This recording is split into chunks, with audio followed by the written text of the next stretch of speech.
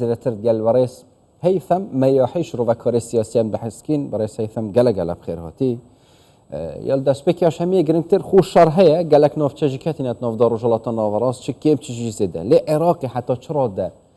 كاري خو باريزه یا جي حتى تشراده شيا خوش ململانية دور بخا نكهت نوف شريده. تحية لكم سيدات السادة. سلاو لا تو لا تواوي بينران بەڵێ بێگومان هەمومان باس لە ئاشی دەکەین لەم قۆناغەدا چونکە شەڕ لە بەرژەوەندی خەڵکی عێراق و گەلی عێراقدا نییە هەر لە سەرەتای دەستپێکردنی شەڕی ئێرانەوە و تا ئێستا چەندی شەڕمان بینیوە لەگەڵ داعش لەگەڵ تیرۆر بۆیە ئێستا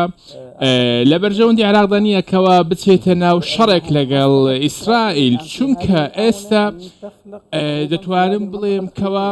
بەرژەوەندیەکانی ئیسرائیل بۆتە کێشە لەو ناوچەیە بۆیە لە بەرژەوەندی عێراقدا نییە نە لە ڕووی دەستوریەوە نە لە ڕووی خەڵکەوە بەرژەوەندی خەڵکەوە بۆیە ئەمان لە بەرژەوەندی ئێمە نیە چکە دەستوریش خۆ هەر بۆ پاراستنی خەڵکی عێراقە خاچی عێراقە هەر لە سەرۆک وەزیرانەوە تاوەکو هەموو بەرپرسەکانی کە ئەوانەی کەوا ئێستا پێیان وایە کەوا پێویستە ئەمە بپارێزرێت. توێژی ئەvێت هەوڵدن عێراقی بخنات نۆڤاوی شەڕیدا و ئیسرائیل سەرکردیەوەیەت کە ئەوام خۆ دەستت گەل ئیسرائیل هەیە مەبەستۆتە چییە؟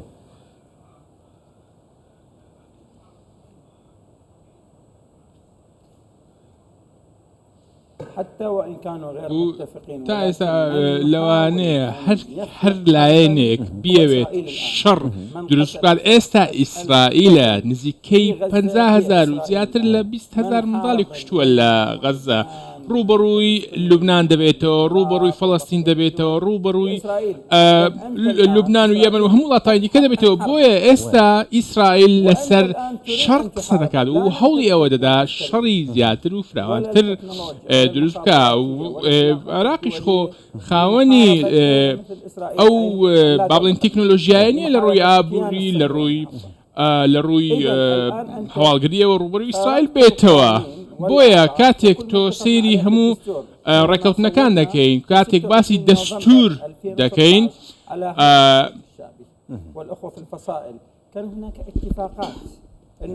شاندی حەشی شابی پێک هێنرابوو لە پێناو پاراستنی عێراق بۆیە ئەمان لەژێر چاودێری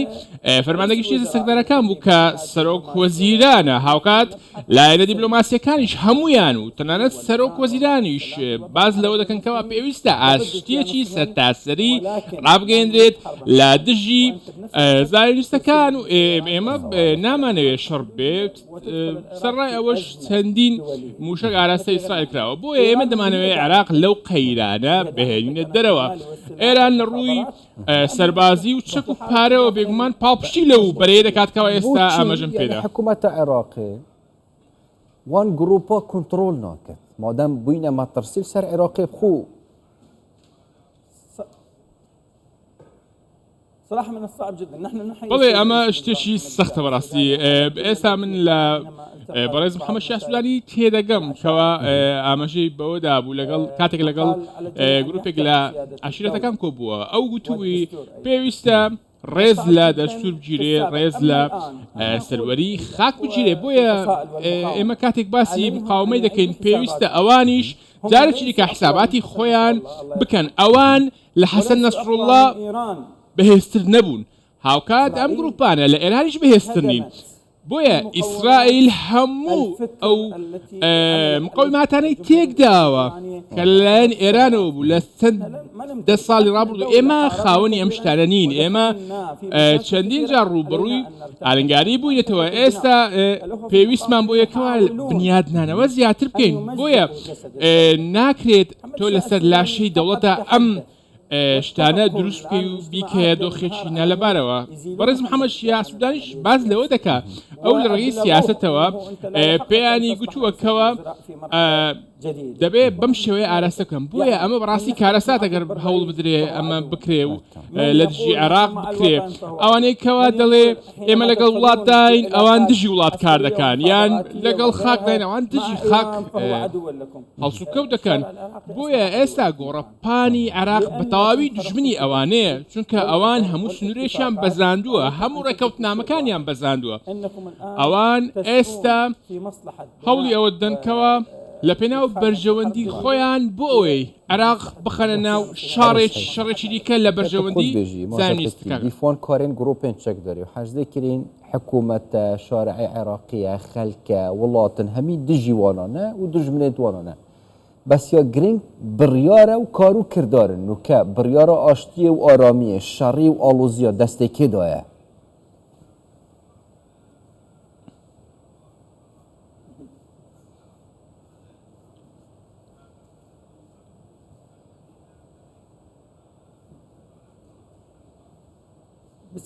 نعم بەڕاشکاوانە بڵێم کاتێک ئەگەر باسی دەستور بکەین بێگومان سەرۆک وەزیران بڕیار لەسەر ئەودا چونکە ئێمە لە ڕووی هەرێمیەوە چەندین ڕێکەوتنامەمان هەیە ویلایەنێکین ئەو بەشێکەوە پێکەنیناویە بەڕاستی کاتێک باسی ئەو ناوچان دەکەن کەوە بابلین لەژێر کۆنتڕۆڵ تورکیادایە لایەنێکی هەوڵی ئەوە دادکەوە عێراق لەگەڵ تورکیا بچێتە جەنگەوە خۆ عێراق لە سەر ئاستی سنوورشەوە هەماهنگەجی تەواوی هەیە لەگەڵ تورکیا ئەو بڕیارێکەوە هەیە کە ئەمە بڕیارەکە لە ئێرانەوە هاتووە بەڕاستی بە تایبەتی ئەو بابێ ئەو پاڵپشتیانێکەوە هەوڵ دەدرێت مقاومە شڕی بکات مقاومە بچێتە ناو ئەو بەرەوە ئەم بڕیارە لە ئێرانەوە ئێستا ئێمە لە قۆناغی داین قۆناغێکی زۆر مەترسی داین ئێران لاوازە سووریا لاوازە یەمەن لاوازە لوبنان تەواو بووە تەنیا عێراق ماوە بۆیە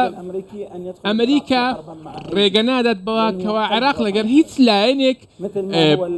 بچێتە ناو شەڕەوە چونکە ئێرە ناوجەرگەی عەرەبە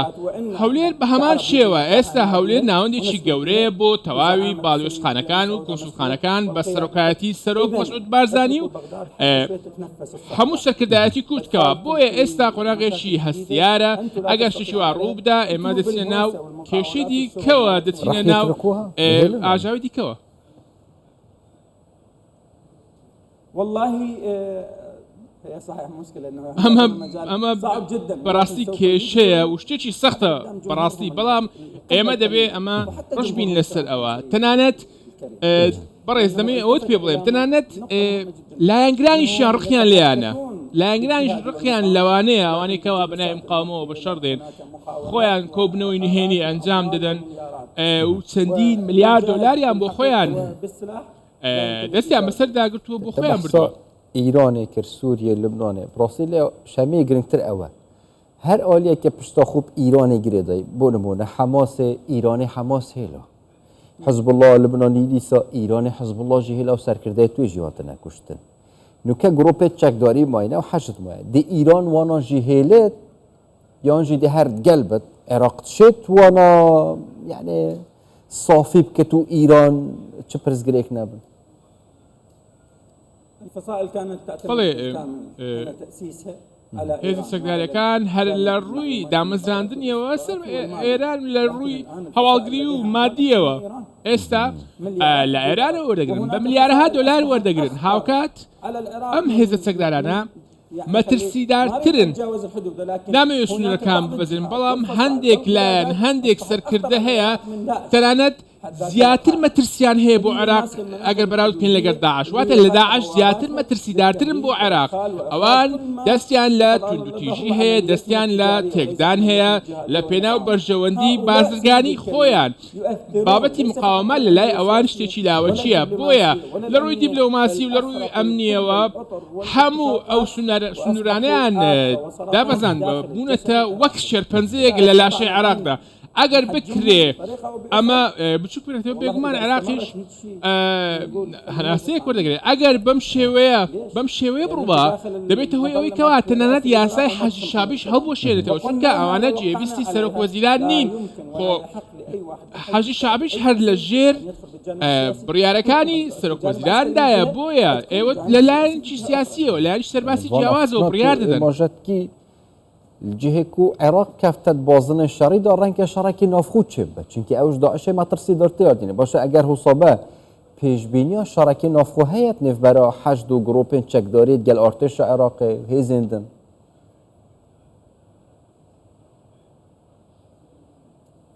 نقطة مهمة جدا. ئەمە خاڵێکی گرنگە بەڕاستی زۆرش گرنگە من باوەڕم وایە ئێستا ئەگەر بێت و لە نێوان یانلایەنەکاندا ئەم شێوەیە بمینێتەوە ئەمە تەنانەت لە بەرژەوەندی خۆیان کار دەکەن لە پێناو بەدەستێنانی پێگە چونکە خۆتان دەزان خاوەن ملیارەها دۆلارن خاوەن خانوبەرن لە بودجەی گشتیدا بە هەمان شێوە بۆ خۆیان کۆ دەکەنەوە بۆیە مەترسی شەڕی ناوخۆ زیاترە لە مەترسیەکی شەڕی دەرەچی لەگە وڵاتێکی دیکە بۆیە ئەوانە مزداقەتیشیان خۆ هەر نەماوە بۆیە کاتێک سەرۆک بارزانی سەردانی بەغدای کردبوو ئەو دەیزانی لەگەڵ چێ قسە دەکات یەکەم جار هەر ئەو بوو قسەی تەواوی کردبوو تەنانەت لەبارەی ئەو کێشانێکەوە لە عێراقدا هەیە ئەگە بێت و باسی مقاومەش بکەیت بەو شێوەیە بە بۆ چوونی منە ئەگەر بێت و تۆ بەم شێوەیە بەجێیان بێڵی ئەوە کێشە دروست دەبێت چونکە خەڵکی عێراقی بەڕاستی دەیانەوێت بە ڕاحە بژین بەڕاستی نانەوێت تووشی جێژا و بەڕێز هەیثەم مەیە حیش ڕوەکاری سیاسی گەلمە دەبن سوپاس بووە گەلەک سوپاس